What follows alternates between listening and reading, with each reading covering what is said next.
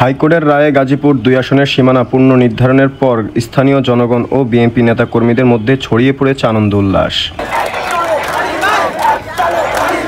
হাইকোর্টের রায়ে গাজীপুর ৬ আসনের এলাকার পুনরায় গাজীপুর ২ আসনে অন্তর্ভুক্ত হয় উচ্ছ্বাস প্রকাশ করেছে বিএনপির সমর্থকেরা। সোমবার সন্ধ্যায় গাজীপুরের গাছা থানা বিএনপির কর্মীরা আনন্দ মিছিল বের করেন। মিছিল শেষে বক্তব্য দেন গাছা থানা বিএনপির সভাপতি বাবুল সিপাই ও ৩৫ নং ওয়ার্ড বিএনপির সভাপতি আবুল হোসেন বাশার। এই সরকার যে রায় দিয়েছে নির্বাচন সন্তুষ্ট হওয়ার জন্য, নির্বাচন স্বাভাবিকভাবে সারা দেশে যাতে প্রভাব না ফেলে তার জন্য এই রায় দিয়েছে। গাজীপুরবাসী এত সন্তুষ্ট এবং অভিনন্দন জানাচ্ছে।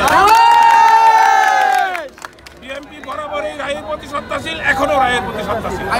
আপনারা জানেন বাগেরহাট একটা আসন কমে আমাদের গাজীপুরে একটা আসন বিক্রি করছিল। আজকে আমরা সর্বোচ্চ আদালতে একটা রায় হয়েছে